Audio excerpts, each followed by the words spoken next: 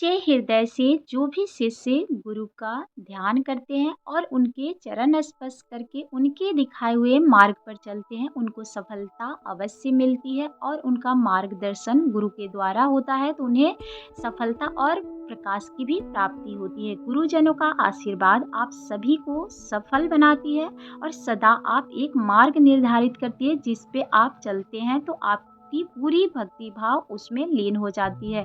और गुरु के बिना कभी भी ज्ञान अधूरा रहता है और गुरु के दिखाए हुए मार्ग पर चलने से जीवन सफल हो जाता है। तो आइए जान लेते हैं गुरु पूर्णिमा कब मनाई जाएगी। आप सभी भक्तों को गुरु पूर्णिमा की हार्दिक शुभकामनाएं।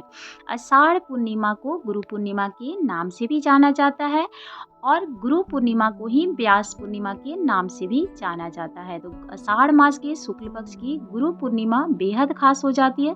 सभी पूर्णिमा में इसे खास माना जाता है और खास स्थान भी प्राप्त होता है।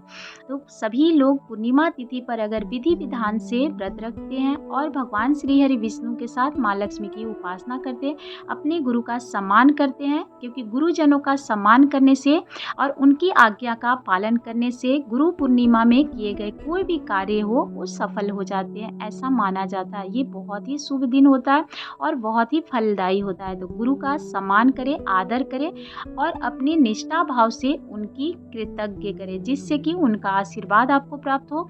आपके जीवन में जो भी समस्याएं हैं, चाहे बाधाएं हैं, वो निश्चित ही दूर हो जाएगी। आपके जीवन की जितनी भी कठिनाई है उससे आप दूर हो सकता है। और इस दिन भगवान विष्णु के साथ माँ लक्ष्मी की उपासना करें। अब अगर आप गुरु ग्रह से आप ग्रसित हैं, परेशानी आ रही है, तो आप गुरु मंत्र का जाप कर सकते हैं, जिससे कि माना जाता है कि सभी परेशानियां दूर हो जाती है।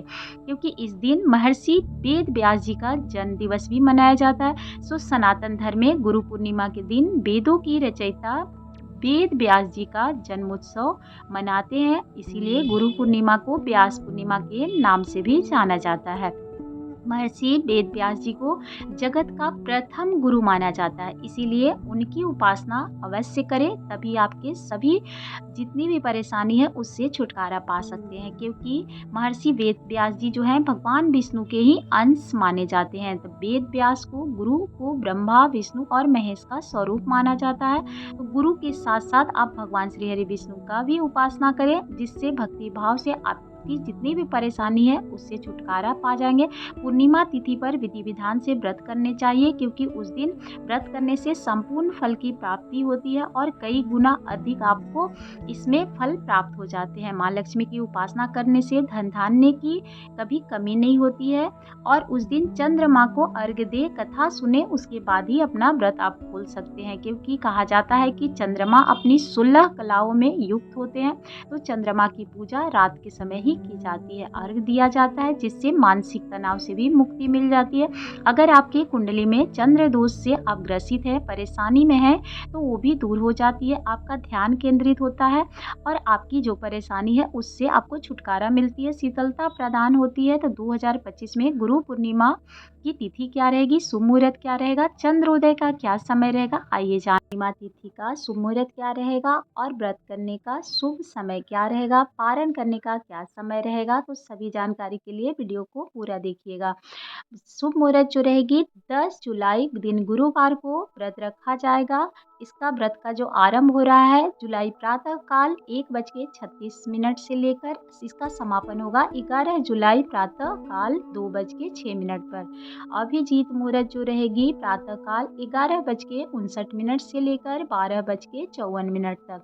गोधली मुहूर्त जो है 7:20 से सायकाल में 7:42 तक रहेगी। इसमें आप दीपदान कर सकते हैं और पूजा भी कर सकते हैं।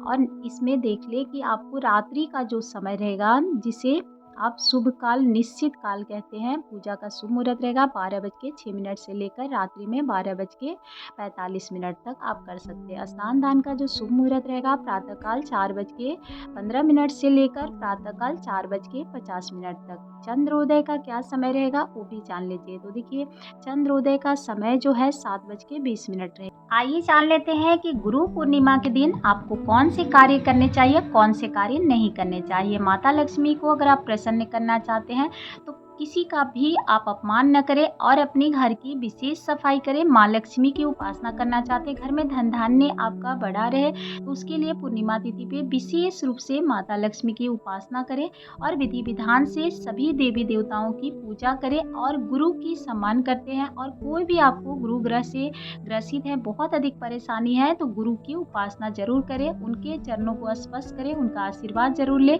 सुख समृद्धि आती है, सफलता मिलती है। कहा जाता है कि गुरु का अगर सम्मान करते हैं तो सभी परेशानियों से निकल जाते हैं। केसर का तिलक लगाएं, जिससे कि कहा जाता है कि आपके अगर मस्तिष्क में परेशानी आ रही है, चाहे आपका ध्यान केंद्रित नहीं होता है, तो उससे भी छुटकारा मिलता है, एकाग्रता बढ़ती है। उस दिन गुरु पूर्णिमा के दिन माता लक्ष्मी की विशेष रूप से उपासना करें, धन धान्य भी बढ़ता है और गुरु की विशेष रूप से गुरु मंत्र का जाप कर सकते हैं। इससे भी वृद्धि होती है और आपके सभी ग्रह जो होते हैं, गुरु ग्रह, वो कमजोर हैं, उससे भी छुटकारा मिलता है। केले के वृक्ष में दीपक जलाना भी शुभ माना जाता है। पीपल वृक्ष की परिक्रमा करें और उस दिन आप गुड़ युक्त शरबत का पूरी विधि विधान से उस दिन सींचना चाहिए। पीपल वृक्ष की शाम को दीपक जलाए सरसों के तेल के लंबी 2 बाती के साथ, जिससे कि आपकी सभी परेशानियां दूर हो जाती है। अगर जानकारी अच्छी लगी हो तो लाइक जरूर करिएगा। आप सभी के जीवन में ढेर सारी खुशियां बरकरार रहे।